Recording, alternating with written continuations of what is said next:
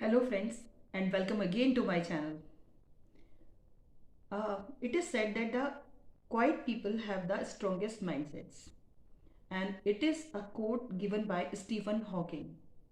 सही लगती है सुनने में बात बहुत ज़्यादा। किस तरह से फ्रेंड्स? क्योंकि जो एक शांति है, साइलेंस जो है, कहा जाता है दैट इज़ अ की टू सक्सेस, सफलता की कुंजी है। तो ये चीज़ है कि ये रीज़न क्या होते हैं कि जो साइलेंट पीपल होते हैं वो ज़्यादा सक्सेसफुल होते हैं। सबसे पहले हम दो चीज़ों की बात करते हैं, इंट्रोवर्जन और एक्सट्रोवर्जन। एक्सट्रोवर्ट वो लोग होते हैं जो कि जस्ट लाइक उनकी एनर्जी किस चीज़ से आती है, लोगों से बात करने से, सोशलाइजिंग से और पब्लिक मीटिंग से, लोगों से मिलने से, बोलने से, उनसे बातचीत अपनी रखने से। और they are some sort of, they can talk easily, they don't have without hesitation, they can speak too much, so that is called extroversion. कुछ ऐसे काम भी है like suppose marketing, networking, telemarketing, ये इस टाइप के areas हैं जहाँ पर इस टाइप के लोगों की डिमांड रहती है, एक्सट्रोवर्ट लोगों की। और जो सेकंड कैटेगरी है, ये जो है, these are the people who get their energy from being silent, चुप रहकर, अकेले रहकर के जो एनर्जी अपनी गेन करते हैं, ये इन लोगों को हम कहते हैं they are the silent people. अब ये मेरे इस तरह के कई एग्जाम्पल हैं जो कि इंट्रोवर्ट होने के बावजूद लाइफ में बहुत ज़्यादा सक्सेसफुल रहे। For example Bill Gates, Zuckerberg, mark Zuckerberg that means, and Albert Einstein.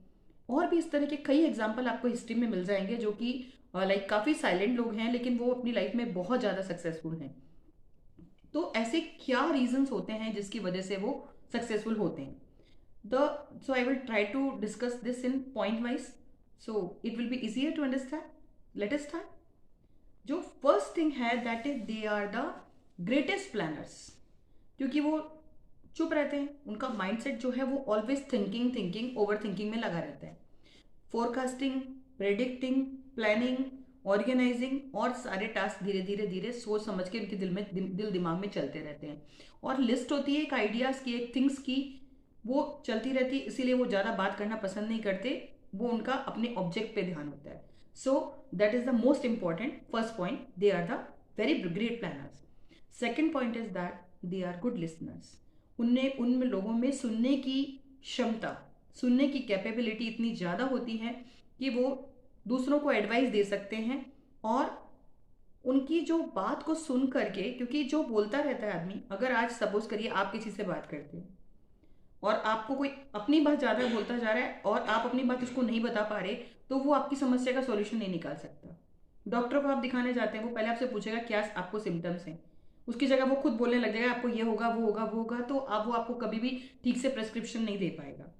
तो अगर आप किसी को एडवाइस देना चाहते हैं, किसी को अच्छे से मेंटर करना चाहते हैं, तो सबसे पहली बात यह है कि like be a good listener. सबसे पहले एक अच्छे लिसनर बनना पड़ता है। They are the introvert people are very good listeners, बहुत ध्यान से बात सुनते हैं और ज़्यादा बातचीत करना पसंद नहीं करते। The third type is that their work is very creative.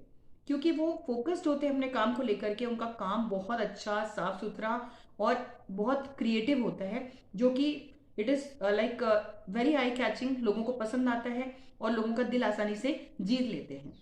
Next thing is that J they choose the words.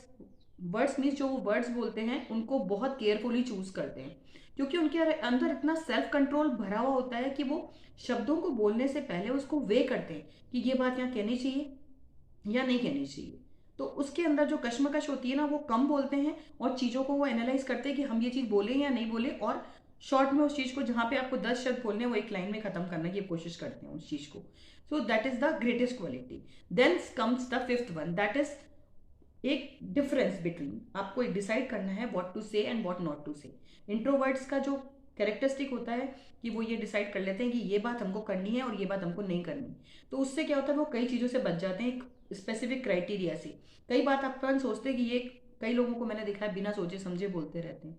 उससे क्या होता है, वो बात कोई भी सुनने में ध्यान नहीं देता। जबकि अगर कोई भी नपी तुली बात कहता है तो उसको सुनने में सब ध्यान देते हैं।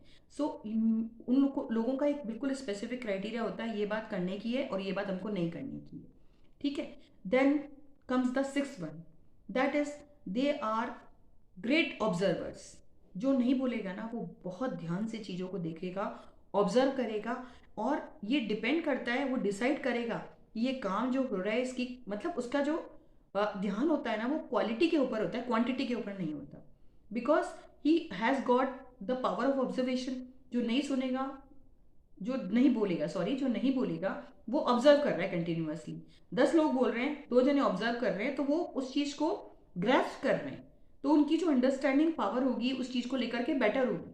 वो उस चीज़ को ऑब्जर्व कर रहे हैं, एनालाइज कर रहे हैं, सोच रहे हैं कि क्या चीज़ है, सही है क्या नहीं है। एंड उनका एक जो नेक्स्ट पॉइंट है, that is the seventh one, that is they keep the best people only.